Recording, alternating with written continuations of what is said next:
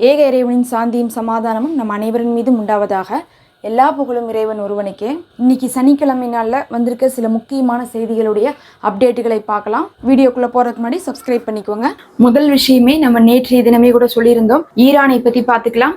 கடந்த 2 வாரமாகவே அங்கே தேர்தல் நிலவரம் தான் போய் கொண்டிருக்கு. போன வாரம் தேர்தல் நடந்துச்சு. இருந்தாலும் யாருமே முழுமையாக வெற்றி பெற்றாங்கன்னு சொல்லி அறிவிக்க முடியாத அளவுக்கு தான் வாக்கு அமைந்திருந்துச்சு. யாருமே 50% மேலே போல, எல்லாருமே 50% கீழே தான் இருந்தாங்க.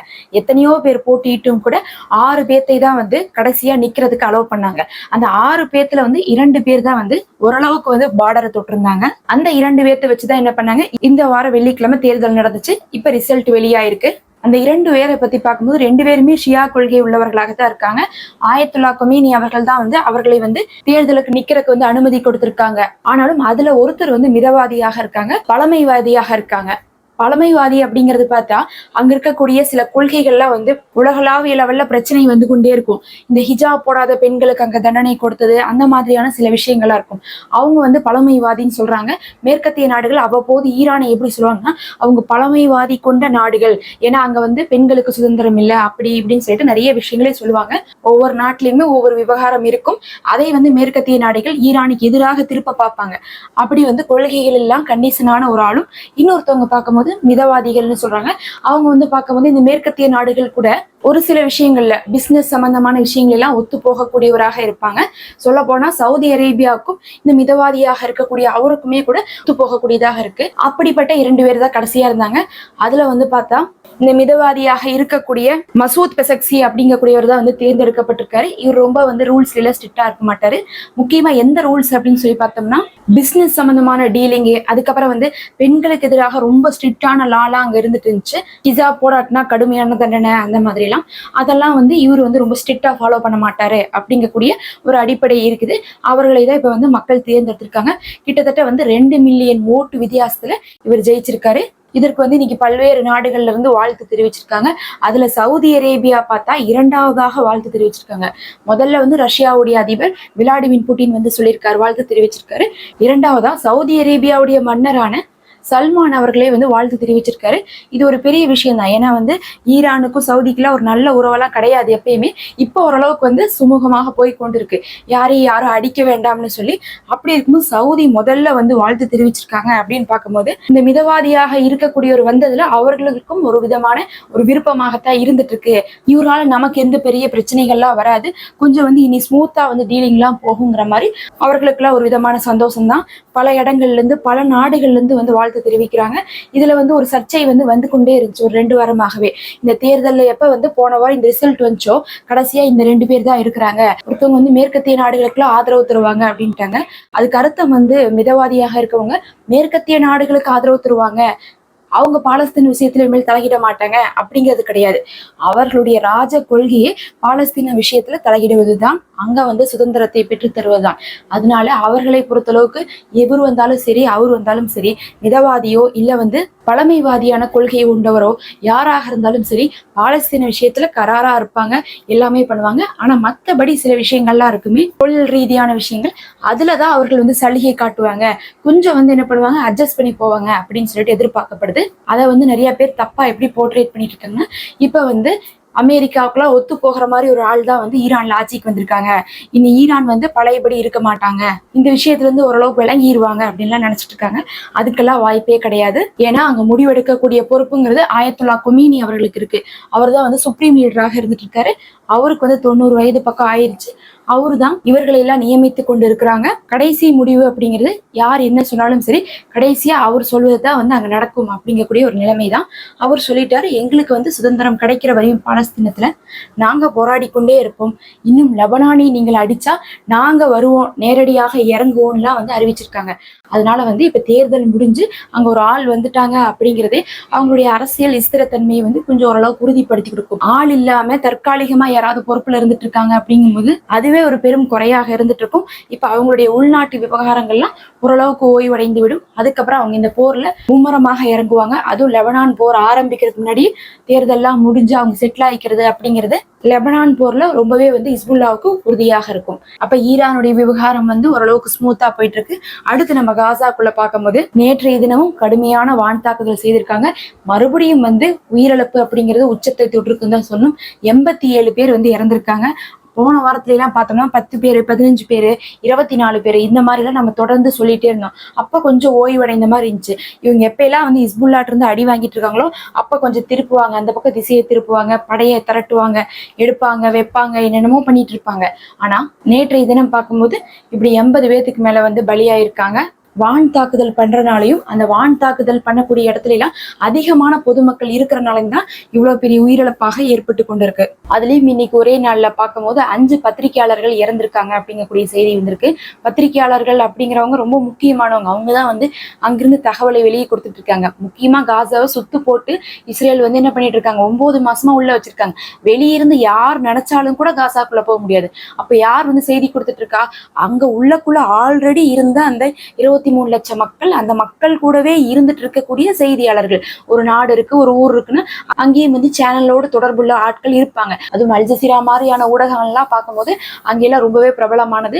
அவங்களுடைய ஆட்கள்லாம் காசாக்குள்ள நிறைய பேர் வேலையில இருந்திருப்பாங்க. அவர்கள் தான் உள்ள இருந்து அவங்களுடைய வேலையை தொடர்ந்து செய்து கொண்டிருக்காங்க. இதுவரையும் 115 பேரெல்லாம் வந்து இறந்திருந்தாங்க. அதெல்லாம் ஒரு பெரிய தொகை. பொதுமக்கள் ஒரு 40,000 பேர் இறக்குறதும் பத்திரிகையாளர் ஒரு 100 பேர் இறக்குறதும் பார்த்தா சமமானது. ஏன்னா அங்கெல்லாம் வந்து மக்களே கம்மியா தான் இருப்பாங்க. எத்தனை பேர் வந்து பத்திரிகையில வேலை செய்ய போறாங்க? ஒரு 4000 நபர்கள், 3000 நபர்கள், அந்த மாதிரி தான் வந்து ஆயிரக்கணக்கான பேர் தான் வந்து அங்க வந்து பத்திரிகையாளர்கள் வேலை செய்வாங்க. அதுல இருக்கும்போது 100கணக்கான பேர்த்தை கொள்றது அப்படிங்கிறது ஒரு பெரும் தொகை தான். அதுலயும் ஒரே நாள்ல 5 பேர் வந்து இதுவரை இறந்ததே இல்லை. இதுவரையும் ஒரு நபர்கள், அதிகபட்சம் 2 பேர் இறந்திருக்காங்க. இது வந்து 5 பேர் இறந்திருக்காங்க அப்படிங்கிறது பெரும் கண்டனத்தை கொடுக்கக்கூடிய ஒரு விஷயமாக இருக்குது. போருடைய நியதியே வந்து இந்த மாதிரி பத்திரிகையாளர்களை கொல்லக்கூடாது. அவர்கள் வந்து சம்பவத்துல நடக்கக்கூடிய விஷயத்தை தொகுத்து கொடுக்கக்கூடியவர்கள். அவர்கள் நீங்க கொண்டுட்டீங்கன்னா விஷயம் வெளியே வராது, அதனால அவர்களை அச்சுறுத்தக்கூடாதுன்னு சொன்னா இஸ்ரேல் என்ன பண்ணிட்டு இருக்காங்க, பத்திரிகையாளர்கள் அவர்களுடைய குடும்பம் இருக்கக்கூடிய பகுதிகள்னு சொல்லி தேடி தேடி கொண்டுட்டு இருக்காங்க. ஆனா இதையெல்லாம் இன்னைக்கு ஐநா தட்டி கேட்காம சும்மா கண்டனம் மட்டும் கொடுத்துட்டு இருந்துட்டு இருக்காங்க. அடுத்து வந்து நெதன்யாஹூ ஹிஸ்புல்லாவை நோக்கி ஒரு வார்னிங். தொடர்ந்து இந்த 8 மாசத்துல வந்து பார்த்தா பல வார்னிங் கொடுத்தாச்சு ஹிஸ்புல்லாவுக்கு. மறுபடியும் வந்து 4 நாளைக்கு ஒரு தடவை வந்து முதல்ல இருந்து வார்னிங் கொடுத்துட்டே இருப்பாங்க. அதுல வந்து எங்களை நீங்க எதிர்க்கிற மாதிரி இருந்தா நாங்க கொடுக்கக்கூடிய தாக்குதல்லாம் நீங்க வந்து எதிர்கொள்ள வேண்டியது இருக்கோ, எங்களை நீங்க எதிர்த்துட்டு சும்மா இருந்துட முடியாது, நாங்க பதிலுக்கு உங்களை இப்படி ஆக்கிடுவோம் அப்படி ஆக்கிடுவோம்னு சொல்லிட்டு பெனால்டி வச்சிருக்காரு. அதுக்கு வந்து பார்க்கும்போது அல் குத்தூஸ் படையிலிருந்து போராளிகள் பதில் சொல்லியிருக்காங்க. இஸ்ரேலுடைய அழிவு அப்படிங்கிறது தவிர்க்க முடியாததாக இருக்கு. கடைசி புல்லட் இருக்கிற வரையுமே உங்களுடைய ஆட்களை நாங்க விட மாட்டோம். எங்களுடைய உயிர் மூச்சு இருக்கிற வரையுமே நாங்க இதை எதிர்த்து உங்களை எதிர்த்து போராடி நாங்க சுதந்திரத்தை பெறுவோம்னு சொல்லியிருக்காங்க. இன்னும் காசா பகுதியில நாங்க கசப்பான வெற்றியை வந்து நாங்க அடைய போறோம், நீங்க ஒரு கசப்பான தோல்வியை வந்து அடைய போறீங்க அப்படின்னு சொல்றாங்க. நீங்க போய் அவங்கள மிரட்டுறீங்க, ஃபர்ஸ்ட் நாங்க சொல்றது நீங்க கேளுங்கன்னு சொல்லிட்டு இவங்க அப்படி சொல்லியிருக்காங்க. அடுத்து ரொம்ப முக்கியமான விஷயம் என்னன்னு பார்த்தா, இந்த சமாதான பேச்சுவார்த்தை அப்படின்னு சொல்லிட்டு ஒண்ணு ஆரம்பிச்சிருக்காங்க ஹமாஸ் தரப்புல இருந்து. அதை பற்றி ஒரு முக்கியமான விஷயம் வந்திருக்குது. ஏன்னா வந்து இதுவரையும் வந்து நிரந்தர யுத்த நிறுத்தம் அப்படிங்கக்கூடிய விஷயத்தை முதல் 6 வாரத்திலேயே இவர்கள் வந்து என்ன பண்ணுவாங்கன்னா கேட்பாங்க, எங்களுக்கு முதல்ல நாங்க போற நிறுத்தணும்னாவே 3 கட்டமா நீங்க பிரிக்கிறீங்கல்ல, 6 வாரம் 6 வாரம் 6 வாரம்ட்டு. அதுல முதல் 6 வாரமே நீங்க என்ன பண்ணிடணும், இது நிரந்தர நிறுத்தம் தான் சொல்லி கையெழுத்து போட்டு கொடுக்கணும். அப்பதான் வந்து அந்த போர் நிறுத்தத்தை நாங்க ஒத்துப்போன்ட்டு இருந்தாங்க. ஆனா அதை வந்து இஸ்ரேல் ஒத்துக்கவே கிடையாது. அதனால கத்தார் வந்து என்ன சொல்லிட்டு இருந்தாங்கன்னா, கொஞ்சம் ஹமாஸ்ட கூப்பிட்டு நீங்க நிரந்தர நிறுத்தம் கேட்குறீங்களே அதை முதல் 6 வாரத்துல கேட்காம அதுக்கப்புறமா கேட்கலாம்ல அப்படின்னு சொல்லிட்டு அவங்க வந்து ஒரு தடவை சொல்லியிருந்தாங்க. அப்போது கூட வந்து இஸ்மாயில் ஹனியா அவர்கள் வந்து மறுத்திருந்தாங்க ஒரு 3 வாரத்துக்கு முன்னாடி. இப்ப வந்து பார்க்கும்போது அதை தான் வந்து ஹமாஸும் ஃபாலோ பண்ணியிருக்காங்க. என்ன பண்றாங்கன்னா, மறுபடியும் வந்து நிறுத்தம் வரும்போது 3 கட்டமாக தான் நிறுத்துவாங்க. முதல் 6 வாரம், 2வது 6 வாரம், 3வது 6 வாரம். முதல் 6 வாரத்துல என்ன பண்ணுனா, நீங்க எங்களுக்கு தேவையான உதவிகள்லாம் வந்து என்ன பண்ணணும், உள்ள அனுப்பணும். ட்ரக்குகள் அனுப்புறது, மருத்துவத்தை, உணவை எல்லாத்தையும் நீங்க அனுப்பிடணும். இதுதான் முதல் 6 வாரத்துல நடக்க போகுது. அப்ப நம்ம என்ன பண்ணிக்கலாம்னா, பிணைக்கைதிகள் எத்தனை பேர் விடணும், சிறை கைதிகள் பத்தி என்ன அப்படிங்கக்கூடிய பேச்சுவார்த்தை எடுத்துக்கலாம். ஆனா நாங்க கையில கொடுக்க மாட்டோம். முதல் 6 வாரத்துல நீங்க எங்களுக்கு உதவிகளை உள்ள அனுப்புங்க. 2வது 6 வாரம் அப்ப நாம என்ன பண்ணலாம்னா, முதல்ல உங்க படைகளை எல்லாத்தையுமே வெளியெடுத்துருங்க. ஏன்னா வந்து இஸ்ரேலிய படைகள் வந்து எங்களுடைய இடத்துல இருக்கக்கூடாது, எல்லாத்தையுமே வெளியெடுத்துருங்க. அப்பவும் என்ன பண்ணிக்கலாம், பிணை கைதிகள் பத்தி எல்லாம் வந்து பேச்சுவார்த்தை போயிட்டு இருக்கட்டும். அடுத்து 3வது 6 வாரம் வருது. அப்ப நீங்க என்ன பண்றீங்கன்னா, நிரந்தரமாக போற நிறுத்தணும்னு கையெழுத்து போட்டு கொடுத்துட்டு நீங்க உங்க பிணை கைதிகளை வாங்கிக்கோங்க, எங்க சிறை கைதிகளை நீங்க ஒப்படைச்சிருங்க அப்படின்னு இருக்காங்க. இப்ப இந்த விஷயத்தான் வந்து ஹமாஸ் வந்து கத்தார்கிட்ட சொல்லி கத்தார் வந்து இஸ்ரேல்கிட்ட சொல்லியிருக்காங்க. இதுக்கு முன்னாடி இந்த மாதிரியான ஒரு விஷயத்த கத்தாரே வந்து அட்வைஸ் பண்ணியிருந்தாங்க. அப்படிங்கறனால கத்தார் தரப்புல இருந்து ஒரு நல்ல ஒரு பாசிட்டிவான ஒரு அப்ரோச் இருக்கு. சரி, நம்ம சொன்னதுதான் வந்து ஹமாஸ் வந்து ஏத்துக்கிட்டு செஞ்சிருக்காங்க அப்படிங்கிற மாதிரி. அமெரிக்காவை பொறுத்தளவுக்கு வந்து அவங்க ஏற்கனவே ஒரு நிறுத்தத்தை கொண்டு வந்தாங்க. ஆனாலும் அதுல நிரந்தர நிறுத்தம் அப்படிங்கக்கூடிய ஒரு வார்த்தை இருந்துச்சுங்கிறதுக்காக வந்து இஸ்ரேல் மறுத்துட்டாங்க. மற்றபடி வந்து அமெரிக்கா நேரடியா எதையும் சொல்ல மாட்டாங்க. இஸ்ரேல் சொல்லக்கூடிய முடிவுக்கு தான் வந்து அவங்க கட்டுப்படுவாங்க. இப்ப இஸ்ரேல் என்ன சொல்றாங்க அப்படிங்கறதா வந்து காத்திருக்கு. இஸ்ரேல் வந்து ஏதோ வந்து பாசிட்டிவான ஒரு சமிக்கைகள் தான் வந்துட்டு இருக்குன்னு சொல்றாங்க. ஆனாலும் இது நிரந்தரமாக நிறுத்தப்படுமா அப்படிங்கிறது ஒரு பெரும் கேள்விக்குறி இருக்கு. முதல் 6 வாரம், 2வது 6 வாரம் அப்படின்னு சொல்லிட்டு அவங்க என்ன பிளான் போட்டு வச்சிருந்தாங்கன்னா, நாம வந்து முதல் 6 வாரத்துல பிணை கைதிகளை வாங்கிக்கலாம், 2வது 6 வாரத்துல என்ன பண்ணிக்கலாம், வேணா படைகளை கூட வெளியே எடுத்துக்கலாம். ஆனா 3வது 6 வாரத்துல கையெழுத்து போட சொல்லும்போது என்ன பண்ண வேணாம், நம்ம கையெழுத்து போடாம இந்த போரை என்ன பண்ணிடலாம், தற்காலிகமா நிறுத்தி விட்டுலாம் அப்படிங்கிற மாதிரி வந்து இஸ்ரேல் நினைச்சிட்டு இருந்தாங்க. அதனால இப்ப என்ன பண்ண இருக்க போறாங்கன்னு தெரியல. அவங்கள பொறுத்தளவுக்கு நிரந்தரமா நிறுத்துறதுக்கு அவங்க ஒத்து வரதே கிடையாது. இதுவரையும் வரல. நிரந்தரம் அப்படின்னு சொல்லிட்டா இப்ப நிரந்தரமா நிறுத்துறது, இந்த போர் வந்து இன்னி வந்து இதோட ஸ்டாப் ஆயிரும் அப்படிங்கிறதுக்கான வார்த்தை கிடையாது. அது எப்படின்னா, இனி ஜென்மத்துக்கும் நீங்க எங்கள்கிட்ட போருக்குன்னு வரக்கூடாது. இனிமேல் நீங்க எப்பயுமே இது உங்களுடைய இடத்தோட சேர்ந்தது, நாங்க ஆக்கிரமிப்போம், நாங்க தான் வந்து கண்ட்ரோல் பண்ணுவோம்னு சொல்லக்கூடாது அப்படிங்கறதா அந்த நிரந்தர நிறுத்தம். ஆனா இஸ்ரேல் என்ன ஆசைப்படுதுன்னா, இப்ப போர் ஆரம்பிச்சிருக்கா, இப்ப வந்து என்ன பண்ணலாம், தற்காலிகமா விட்டுட்டு 1 வருஷம் 2 வருஷம் கழிச்சு மறுபடியும் என்ன பண்ணுவாங்க, ஸ்கெட்ச் போட்டு மறுபடியும் போர் ஆரம்பிச்சிடலாம்னு சொல்லிட்டு நினைக்கிறாங்க. இதுதான் வந்து பல வருஷமாக நடந்துட்டு இருக்கு. அப்பப்ப போய் சண்டை போடுவாங்க. முடிஞ்ச அளவுக்கு சண்டையை போட்டுட்டு தோல்வி அடைகிற மாதிரி இருந்தா இவங்க என்ன பண்ணிடுவாங்கன்னா, போரை தற்காலிகமா நிறுத்திடுவாங்க.